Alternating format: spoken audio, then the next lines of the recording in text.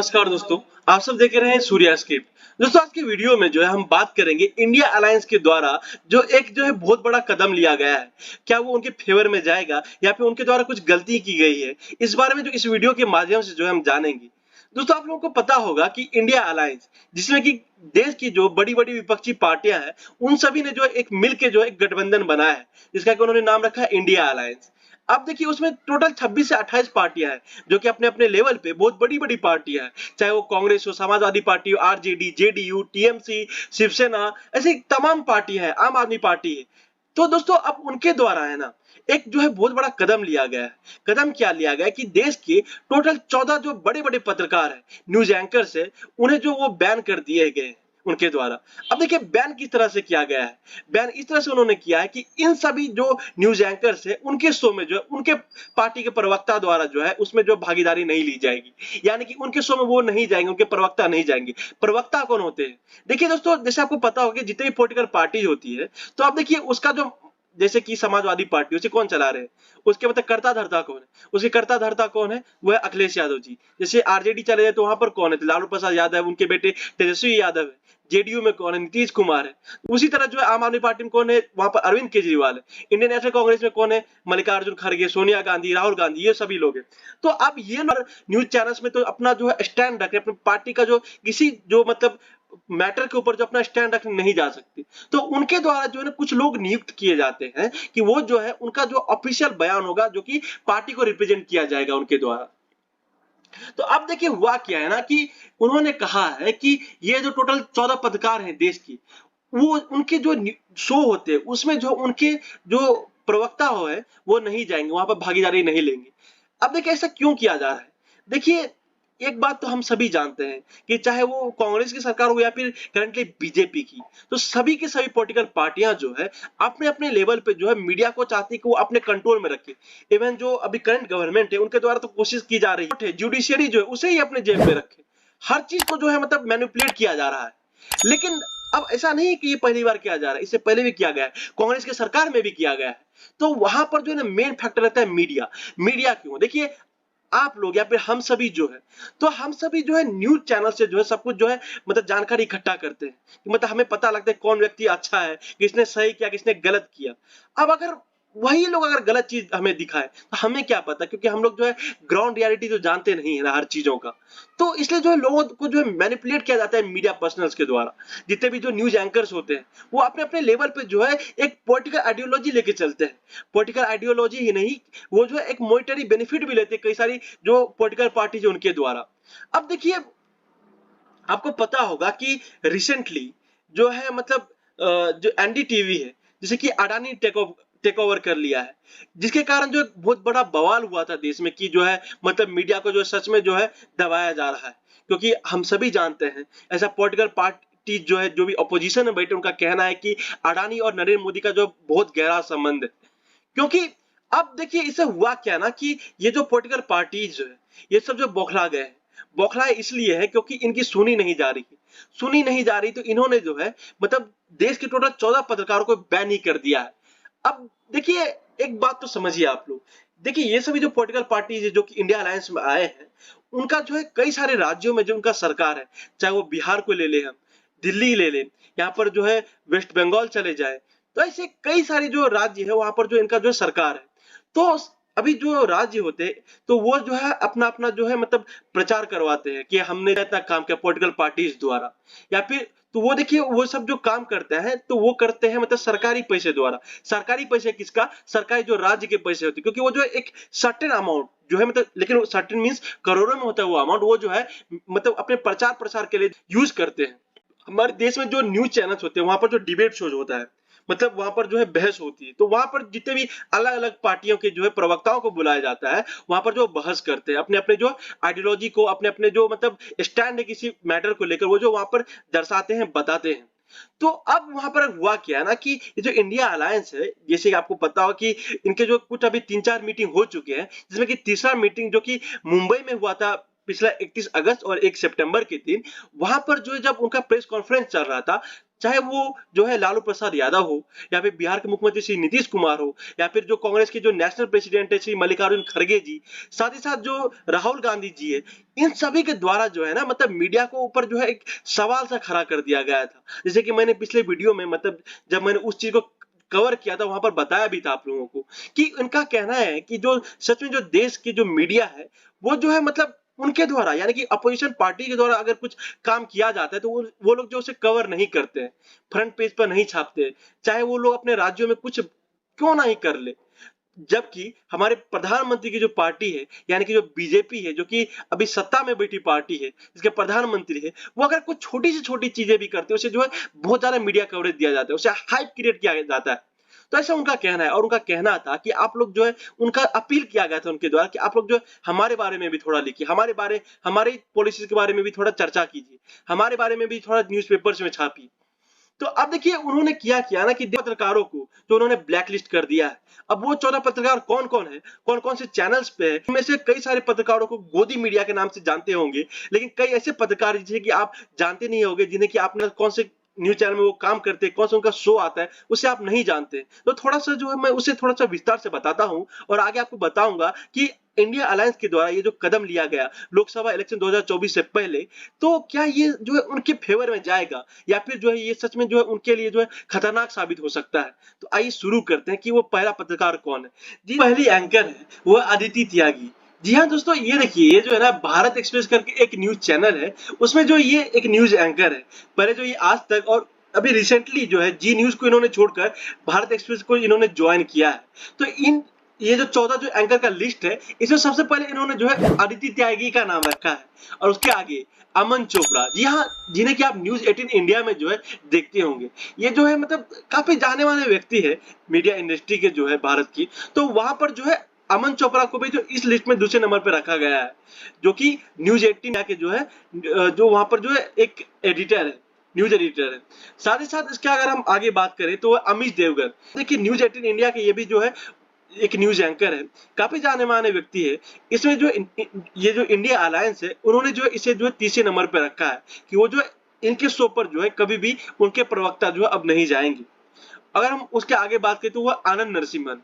जिन्हें नहीं पता है, उन्हें बता दो कि जो सीएनएन न्यूज़ 18 जो है ये न्यूज़ चैनल है, उसकी जो है मैनेजिंग एडिटर, साथ ही साथ जो सीनियर एंकर है।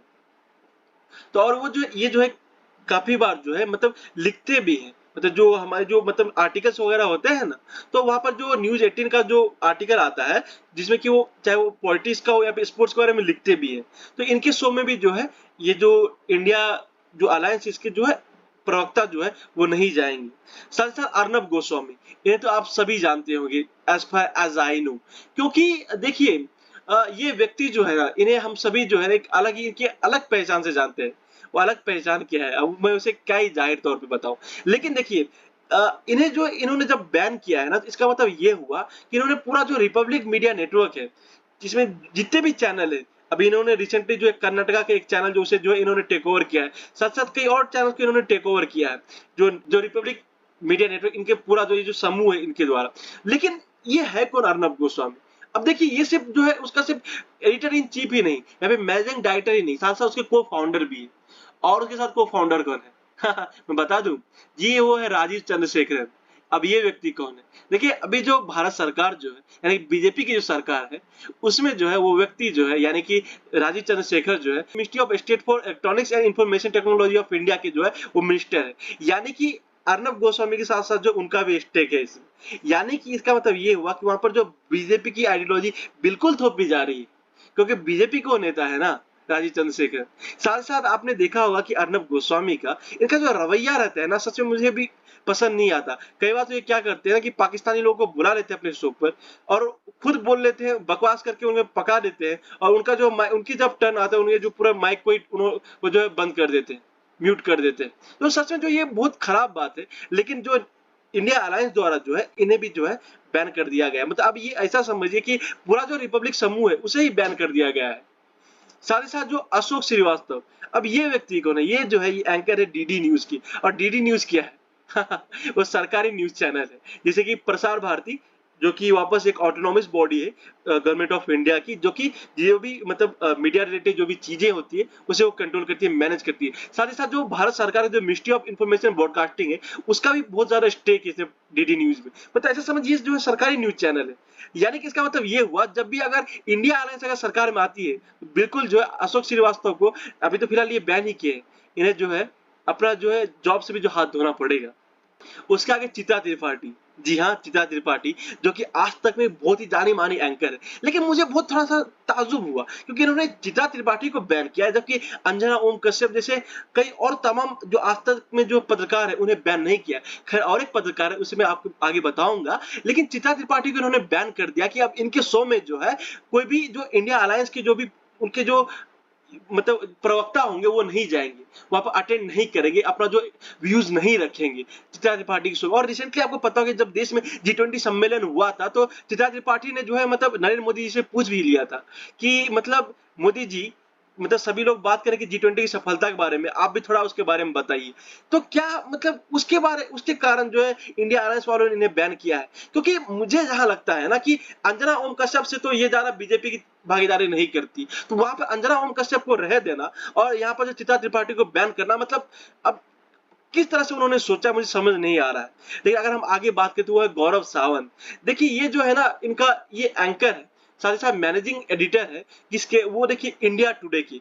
इंडिया टुडे जो कि आज तक की जो है पेरेंट कंपनी है। जी हाँ, आज तक का जो इंडिया टुडे ग्रुप ही जो है संभालती है। और इनका जो एक शो आता है, और ये आज तक में भी काम करते हैं, रणभूमि करके एक शो आता है, साथ ही साथ आज तक 8 4 PM, ये शो वहां पर जो है करते हैं। तो इनके भी शो में जो है अब जो इंडिया अलायंस के जो प्रवक्ता है वो नहीं जाएंगे। अब हम बात करेंगे नविका कुमार। देखिए टाइम्स नाउ जिसे कि आप कई लोग देखते होंगे, तो वहां पर जो एक होस्ट है, उसके जो एक प्राइम टाइम इनका शो है जिसका के नाम है न्यूज हाउस, जानी मानी व्यक्ति है ये। लेकिन नविका कुमार के भी शो में जो है अब जो विपक्षी ये जो न्यूज मतलब ये जो इंडिया अलायंस बना है उनके प्रवक्ता नहीं जाएंगे। साथ साथ प्राची पराशर जो कि इंडिया टीवी, ये पहले जो है जी मीडिया और एबीपी गंगा में भी काम कर चुकी है, और इनके शो में भी जो है अब नहीं जाएंगे विपक्षी जो इंडिया अलायंस के जो प्रवक्ता है। साथ ही साथ रूबिका लियाकत, जी हाँ, जिसे कि बहुत लोग जो है पापा की परी के नाम से संबोधित करते हैं। मैं नहीं कर रहा हूँ, लेकिन जो रवीश कुमार, अभिषार शर्मा, पुण्य प्रसून वाजपेयी, यहाँ पर न्यूज लॉन्ड्री, ये लोग जो है ना मतलब इन्हें मतलब पापा की परी ही कहते हैं। थोड़ा थोड़ा इनका बिहेवियर भी मुझे थोड़ा वैसा ही लगता है। लेकिन ये जो अभी फिलहाल भारत 24 में काम कर रही है, और इससे पहले जो एबीपी न्यूज में ये थी। लेकिन देखिए भारत 24 जब लॉन्च हो रहा था ना, तो इसकी जो सीईओ करंटली है और साथ ही साथ जो इसके चीफ एडिटर है, तो उनके द्वारा क्या कहा गया कि हम जो है किसी पार्टी का फेवर नहीं करेंगे, लेकिन हाँ हमारा पूरा सपोर्ट रहेगा नरेंद्र मोदी का। अब इसे क्या ही समझ सकते हैं आप लोग। और उसमें जो काम कर रही रूबिका लियाकत, तो अब इनके शो में, और ये तो मतलब पहले से ऐसा कहा जा रहा था, सब कई लोगों के द्वारा माना जाता था कि ये जो है बायस्ड है टुवर्ड्स बीजेपी। तो अब इनके शो में भी जो है विपक्षी जो इंडिया अलायंस उनके प्रवक्ता नहीं जाएंगे, चाहे उनपे जितने भी पार्टियां हैं। और साथ ही साथ इंडिया टुडे का और एक जो है एंकर जिनका के नाम है शिव अरुण, तो ये भी जो है एक एडिटर है, साथ साथ एंकर है। तो इनके शो में भी जो उन्होंने नाम रखा है कि उनके शो में उनके प्रवक्ता नहीं जाएंगे। अब मेन आते हैं सुधीर चौधरी, जी हाँ, जो कि जी न्यूज था, वहां पर जो इनका प्राइम टाइम शो था डीएनए, उसको होस्ट करते थे। लेकिन देखिए और फिलहाल जो ये आज तक है, आज तक में है, और इनका जो प्राइम टाइम शो एक होस्ट कर जिनका के नाम है ब्लैक एंड व्हाइट। लेकिन जब ये जी न्यूज में, तो चाहे वो अभी आज तक में हो, लेकिन मुझे ना हमेशा थोड़ा सा रहा है कि ये जब भी अपना शो होस्ट करते हैं, तो वहां पर जो है ना ये मतलब सरकार की, यानी कि जो करंट जो बीजेपी सरकार है, उसकी जो मतलब खराब चीजें नहीं बताती, लेकिन वो हर चीज जो अच्छा करके ही बताते। अब मुझे समझ में नहीं आता, जो मीडिया में बैठा व्यक्ति है वही अगर बायसनेस करने लगे, तो हमारा जो मतलब जो हमारी जो डेमोक्रेसी है उसका जो चौथा पिलर है जो कि मीडिया है, वही क्यों नहीं लड़खाया गया। वो इसलिए लड़खाया गया क्योंकि सुधीर चौधरी एंकर्स है, ये लोग जो बायसनेस करने लगे हैं, वो इस सरकार का पक्ष रखते हैं। अब ये प्रवक्ता ही कहना चाहिए ना मुझे, क्योंकि अब देखिए आप एक न्यूज एंकर हो, आप जो फैक्ट्स बताइए ना। लेकिन हाँ, लेकिन एक चीज मुझे समझ नहीं आई कि यहाँ पर जो इंडिया अलायंस वालों ने कहा है कि वो जो अपने प्रवक्ताओं के इनके शो में नहीं भेजेंगे, लेकिन ये तो अपने शो में जो है किसी प्रवक्ता को बुलाते ही नहीं।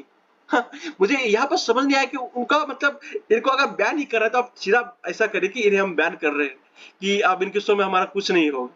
लेकिन आप वैसे बोल के हम अपना प्रवक्ता नहीं भेजेंगे, अरे भैया ये प्रवक्ता बुलाते कहाँ है। हाँ हाँ, हमें भी पता है थोड़ा बायस व्यक्ति है, लेकिन आप मतलब लोगों को आप भी बरगला रहे हो ना। अब हम बात करें आगे सुशांत सिन्हा। जी हाँ, टाइम्स नाउ नव भारत, ये जो है वहां पर जो एक एंकर है, लेकिन वो मुझे सच में लगता है कि है ना, मतलब बायसनेस बहुत ज्यादा करते हैं टुवर्ड्स बीजेपी, प्रो बीजेपी जो ये व्यक्ति है, न्यूज एंकर है। लेकिन एक बात आप सभी समझिए कि जितने भी न्यूज एंकर है ना, वो सच में हर एक का ना एक पॉलिटिकल आइडियोलॉजी रहा है। चाहे वो हम रवीश कुमार की बात करें, अविनाश शर्मा की बात करें, पहले पुण्य प्रसून वाजपेयी थे, अजीत अंजुम थे, ये सभी जो जो न्यूज एंकर्स रहे हैं, मुझे ना हमेशा थोड़ा सा लगा है कि मतलब मुझे क्या, कई लोगों को लगा है कि थोड़ा बायसनेस करते हैं। चाहे वो कांग्रेस की वो पहले करते हो, और ये सभी लोग जो ये बीजेपी कर रहे हैं, तो अब देखिए क्या ही कहा जाए इसके ऊपर। लेकिन अब देखिए हुआ क्या ना कि अदिति त्यागी, यहाँ जिसके ऊपर, जिसके बारे में मैंने कहा था, जो कि जिनका कि पहले नंबर पे जिसका लिस्ट में नाम है, जो कि बैन वाला लिस्ट है, तो उनका कहना है कि इंडिया गठबंधन में उन पत्रकारों की लिस्ट जारी की जिन्हें चरण चुंबक बनने से इनकार किया। किसके चरण चुंबक बनने के मतलब इनकार किया, किसने किया, किसका किया? अरे भैया वो लोग सरकार में नहीं है, 10 सालों से सरकार में नहीं है, आप उनका क्यों कह रहे हैं? आप जो बीजेपी के सच में प्रो हो, थोड़ा मानो बात को। ठीक है, आपको बैन किया वो गलत है, किसी को नहीं करना चाहिए।